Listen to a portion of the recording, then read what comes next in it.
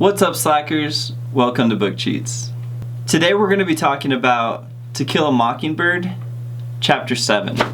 The beginning of this chapter, it's set right after the last chapter. It's right after Jem got his pants, and for the next week after that, Jem wouldn't talk to Scout. Whenever Scout would try to talk to her brother Jem, he'd be like, "Talk to the hand, bitch."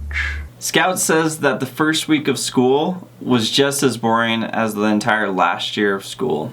Kind of like everybody's school year. Scout's new teacher would just flash them cards, and they still weren't allowed to read or write. The only thing that Scout liked about being in the second grade, now she started at the same time as her brother and got out at the same time as her brother.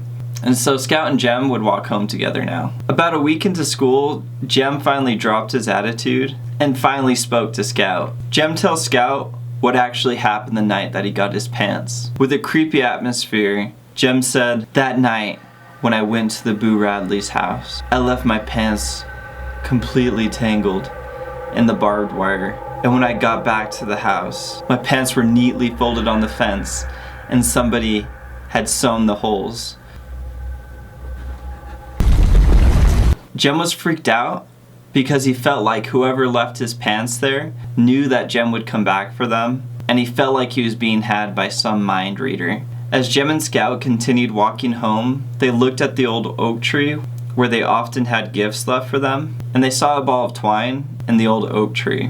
Jem was about to just snatch up that twine, but Scout told him that it might have been somebody's hiding place from school and that they should wait a few days before they grabbed the twine. Jem thought this would be pretty fair. On the third day they walked by the tree, they snatched that bitch up. It's the motherfucking Eagle Double G. Snoop Dogg!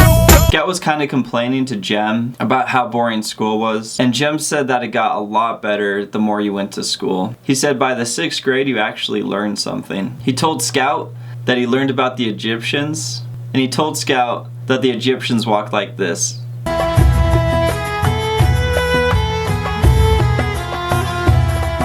And October rolled around. And one day Jem and Scout were walking home, and they looked in the oak tree and they saw something in it. Scout went over and grabbed what was in the tree, and when she grabbed it, it was 2 soap figures that resembled Jem and Scout. Scout freaked out and dropped the images and screamed.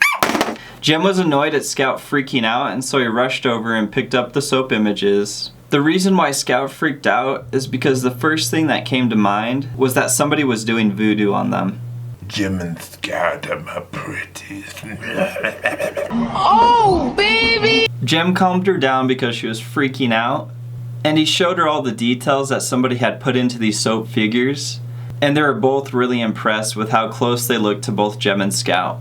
Jem and Scout sat there wondering who made these creepy images of them, and the first person who came to mind was Mr. Avery. They often saw Mr. Avery whittling at his house, and the next person that popped into their mind was Miss Rachel Crawford's boyfriend who had come to town, and he was a whittler too. They didn't think it was Miss Rachel Crawford's boyfriend because they thought it would be weird if he was just staring at them. 2 weeks later, they found a whole pack of gum in the knot of the tree, and a week after that, they found a medal. I think I got this from running my first marathon. If you run a marathon, you can be cool like me.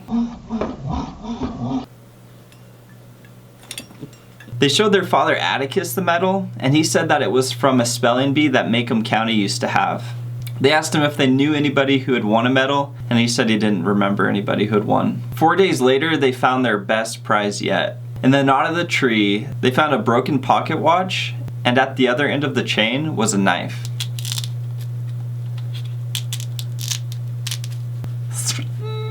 Jem and Scout showed Atticus the watch, and they asked him how much it would be worth.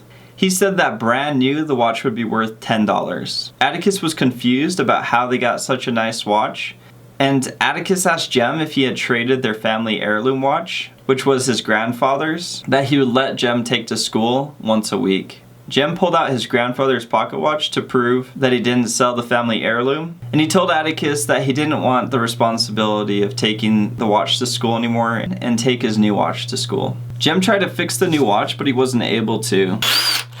As Jem was trying to fix the watch, Scout suggested that they write a thank you note to whoever was leaving them these presents in the tree. As Scout was trying to tell him about this note that they should write, Jem wasn't really listening because he was excitedly holding back a secret that he kept almost revealing to Scout, but then he would back off. Yo, Scout, I got something really exciting to tell you. What is it? Never mind. Finally, after Jem started listening to what Scout about the thank you note, he said that it was a good idea and that they should totally do it. They wrote a thank you note and they both signed their names. And the next day, as they were walking to school, Jem ran ahead because he wanted to leave this note for the stranger who was leaving them the gifts. He ran ahead, and when he got to the tree, he stopped. He turned to look at Scout, and his face was completely white. Scout looked at the tree, and somebody had filled the knot with concrete.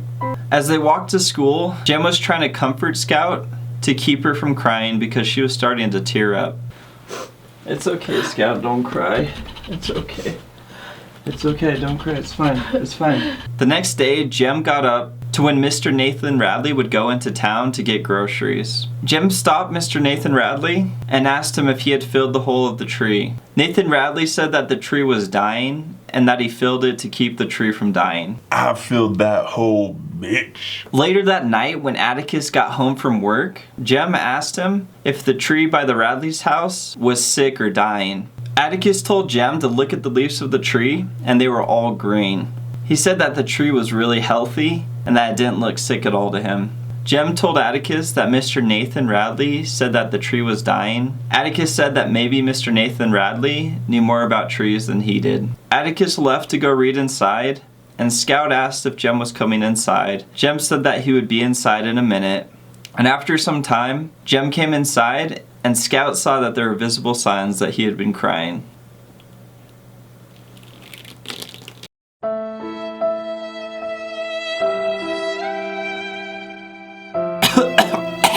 And that concludes the chapter.